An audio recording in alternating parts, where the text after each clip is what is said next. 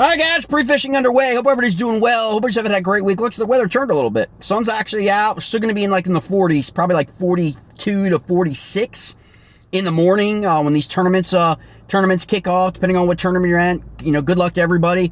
Best of luck to most people down there fishing Southwest Virginia. There's a Virginia Bass Nation event on the New River. There's also the Three River event, Three RVR event, Three Rivers, New River, Holston River, and James River. I love these three RVR events, man. And it's going to be really cool because it's just a really small group of guys now. No drama, no bullshit. Just freaking guys who love to freaking chase smallies. It's taken us a while to get to this point and to kind of shed the bullshit and shed the people that just don't have any integrity and are always wanting to cheat and find ways in and around rules and events and get those guys out. And so really cool to see that happening finally.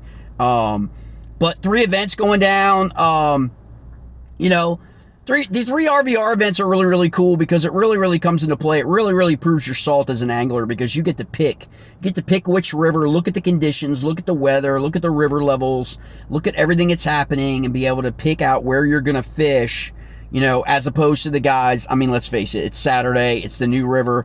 How many guys are going to be sitting on the ledges at Parrot, right? We call them the hole buzzards. That's what we call them. It's guys that'll only sit on one spot, and 90% of the fish, all the fish they ever catch come from one spot, okay?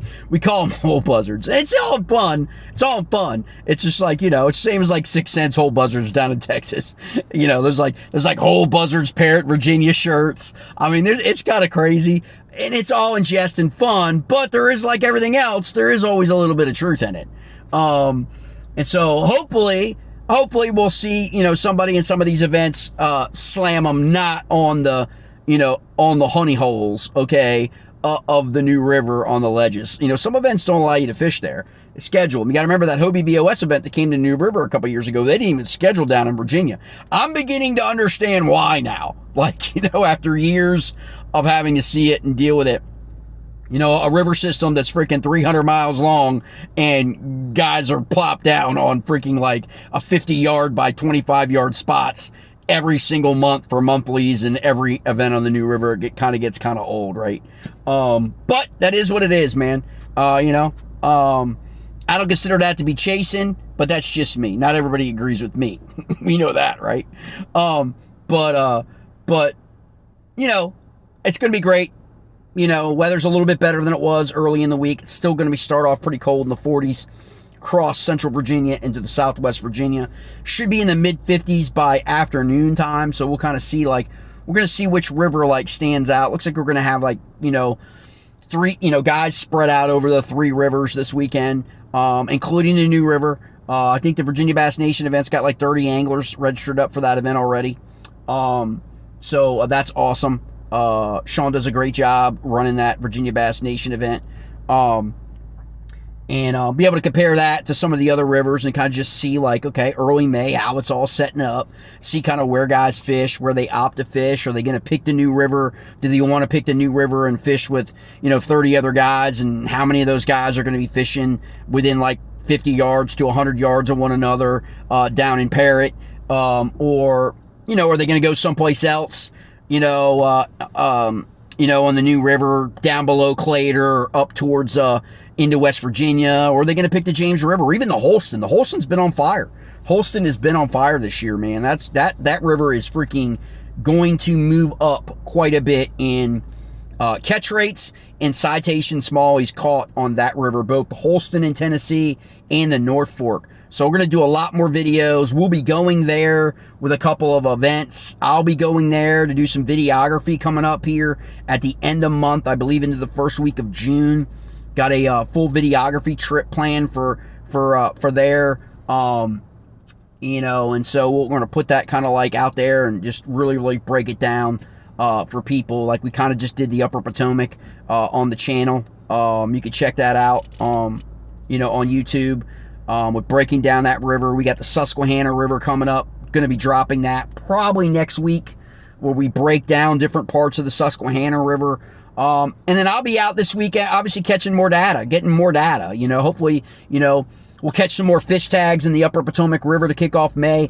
May is really been the launch point, for really getting out there every single week, 3-4 times a week chasing smallies. There's going to be a lot more stuff dropping here on the channel on all these rivers, but it's going to be really great to put the Holston back into the mix. It's a little fur. It's a long drive, at least for me. It's a good 6 hours, but well worth it when you can stay a couple days and then hit it in the spring and then maybe summer and then again in the fall, so you can then balance it out and kind of see how that river sets up. Kind of new to the mix for a lot of people who live in Virginia who haven't fished the Holston River yet. The new tends to be as far west. Then we also got the Greenbrier in the mix. We got some videography we're going to get done with some anglers in West Virginia that are absolute sticks and hammers in West Virginia. Kind of break down the Greenbrier. So I'm really looking forward to May, and we're kicking it right off this Saturday with the first events really of the season and what's happening. There's also, anglers out fishing any of these river systems over the weekend.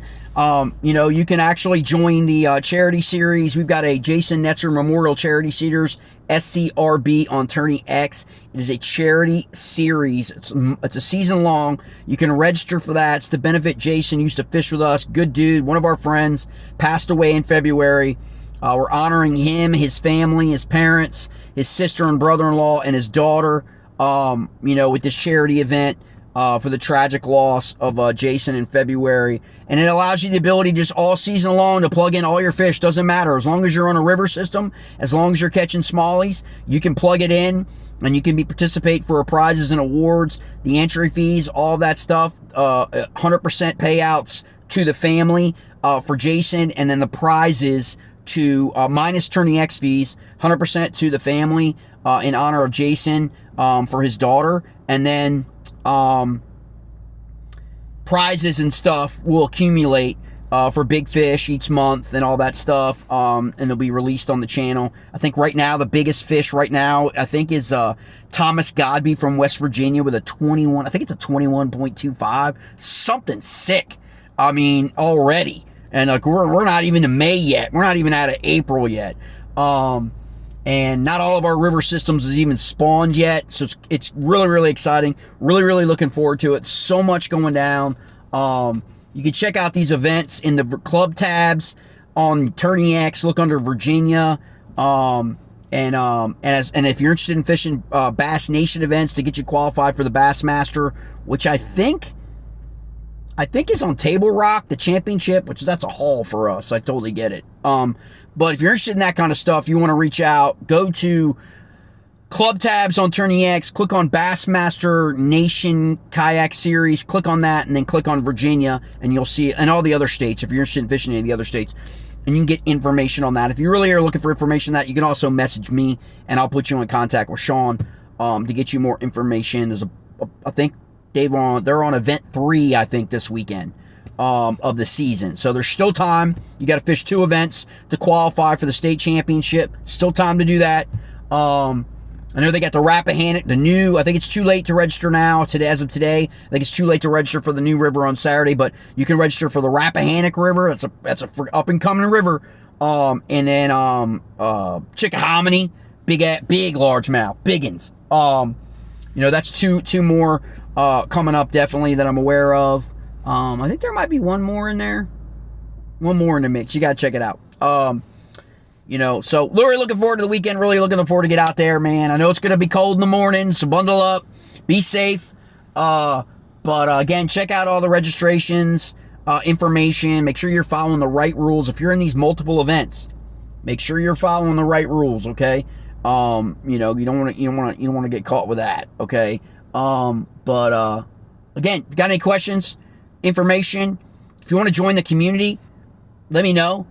Email me. My email will be in the description of this. If you want to join, I really just chill. If you enjoy fishing for smallmouth and you want to leave the drama, the BS, and all the whole buzzards and all that crap behind, because all the stuff that you're fed up with in kayak fishing, everyone running these big rigs and big motors and all that stuff, then you might find a home in the community.